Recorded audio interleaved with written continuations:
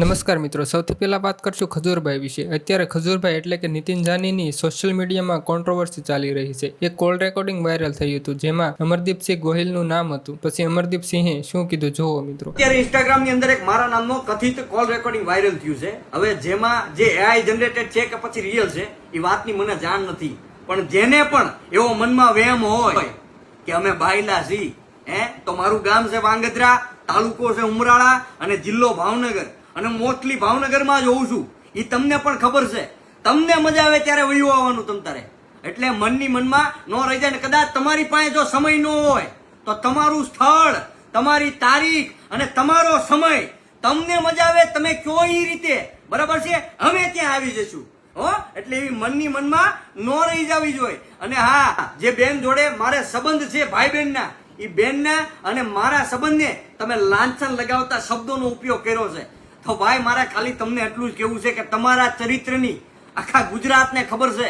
મારે મારા ચરિત્રનો પુરાવો આપવાની જરૂર નથી, તમને આખું ગુજરાત જાણે છે, બરાબર છે. આ જે તમે ફોનમાં અંદર કોલમાં ભાઈ લાવવાનું સર્ટિફિકેટ વેચી રહ્યા છો, એમ સર્ટિફિકેટ ન મળે એની માટે તમારે રૂબરૂ આવવું પડે. અને તમારું કદાચ સર્ટિફિકેટ ન હોય તો તમારું સર્ટિફિકેટ હું લેતો આવીશ, તમે કયો અહીંયા, બરોબર છે. મેં બાણા પાછળ ઉભા વિડીયોની વાત કરતા હતા, તો ભાઈ એક વાત ખાસ યાદ રાખજો કે અમે બાણા તોડવા વાળા છીએ, બાણા પાછળ હંતાવા વાળા નહીં. ત્યારબાદ કીર્તિ પટેલ પણ ખજૂરભાઈનો બહુ વિરોધ કરે છે. તમે વિડીયો જોવો મિત્રો. અને હારાને ઝુકાવ્યા હોય અને પછી વાલા અને પહોંચી ના શકે ને એટલે ને ચરિત્ર ઉપર એને વાર કરવામાં આવે છે. બાકી બીજો તો કોઈ રસ્તો નથી લોકો પાસે. પણ મારે આજે ઈ ખજૂરિયાને કેવું છે કે વાંધો નહીં, કે જે પણ મારા માટે બોલ્યો છું ને એનો જવાબ તો તારે મને આપવો જ પડશે અને કેવું જ પડશે કે તારા મનમાં આવો ખરાબ વિચાર કેમ આવ્યો. અને તારા મનમાં જો ખરાબ વિચાર આવ્યો હોય ને તો જરૂર તું કદાચ કોઈ પણ સ્ત્રીને કે તારા ઘરની કોઈ બેનને બેન કહીને એવા સંબંધ રાખતો હશું, તારા મા બાપના સંસ્કાર એવા હશે. બાકી અહીંયા તો એકવાર ભાઈ કીધો હોય ને એટલે ભાઈ જ હોય, બરાબર. તારા જેવા કોઈ હલકા ના હોય. અને મારા તો તારા માથામાં વાળ છે ને એટલા કીર્તિ પટેલના દુશ્મન છે. લઈ આવ જાય કીર્તિ પટેલનું એક પ્રૂફ, ખરાબ હોય તો હું તને ચેલેન્જ આપું, એક પ્રૂફ લઈ આય. કીર્તિ પટેલ ક્યાં ખરાબ છે, તારી પાસે પ્રૂફ હોય તો મૂકવા માંડ. બાકી તારી આખી ફાઇલ લઈને રખડું છું. તારી તો શું, તારી બાયડીની પણ રખડું લઈ નીકળું છું, બરાબર. ફાઇલ આખી. અને હવે ઈ ફાઇલ ખોલતા મને એક મિનિટ વાર નહીં લાગે, કેમ કે તું મારા ચરિત્ર ઉપર વાર કર્યો છે તે. અને તારું ચરિત્ર, તારી બાયડીનું ચરિત્ર હું છે ને એ હવે હું આખા ગામને કહીશ. અને તારે જ્યાં પૈસાનો પાવર, અને પૈસાના પાવર તો પોલીસ વાળાને ગાળો દે, પોલીસને ગાળો દે. વાહ વાહ ભાઈ વાહ. એવા મારે એવા અધિકારીઓને પણ કેવું છે આજે કે ભાઈ તમે આનો સપોર્ટ આપ્યો. કીર્તિ પટેલ ઉપર કોઈ પણ જાતના પાસા થાય એવું જતું નહીં. પૈસાના પાવરે મારા બેટો પાસા કરાવવા જતો.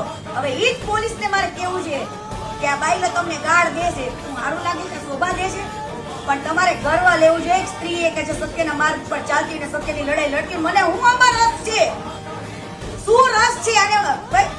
દાનચોર છે, એ દાનચોરની હું સચ્ચાઈ બહાર લાવું છું. અને મારા બેટો મન ફાવે એવા વિડીયો બનાવે, ગાળો દે.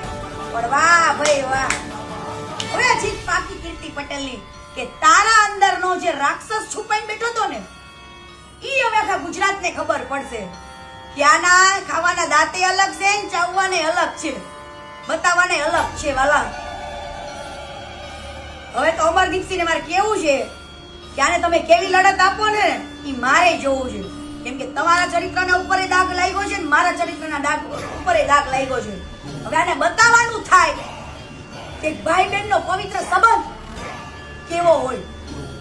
અને ભાન કરાવવાનું થાય કે બેન કીધા પછી ખરાબ નજર પણ એની ઉપર ના નાખતા હોય. અને તું તો હલકા કેવો, મારે શબ્દ નથી વપરાતો એટલો હલકો શબ્દ તે મારા માટે વાપરો છે.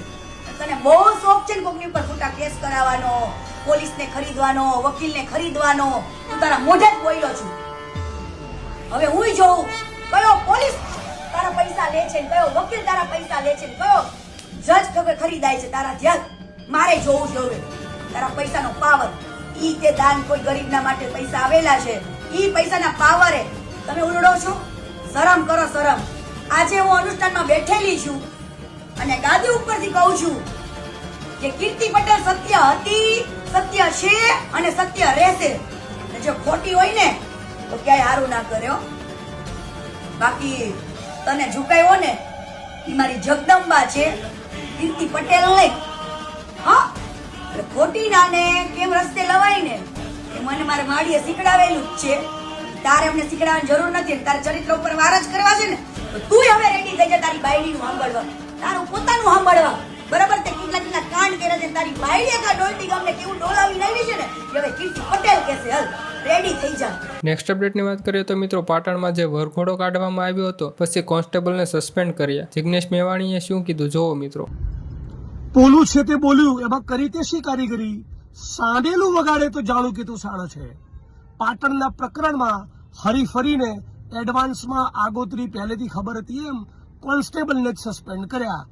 એસપીની ભૂમિકાનું શું, ઉચ્ચ અધિકારીઓની ભૂમિકાનું શું, એટલે જ ફરી ગુજરાતના તમામ લોકરક્ષકોને, તમામ કોન્સ્ટેબલ, પીએસઆઈ, પીઆઈને કહું છું, તમારા સાહેબોની અને મંત્રીઓની વાતમાં આવશો નહીં, એમના ચાળે ચડશો નહીં, એમના કીધે લોકોને ફટકારશો, મારશો નહીં, ક્રાઇમ બ્રાન્ચની કસ્ટડીઓમાં ટોર્ચર કરશો નહીં, લોકોના સરઘસ અને વરઘોડા કાઢશો નહીં. છેલ્લે વારો તમારો જ નીકળશે.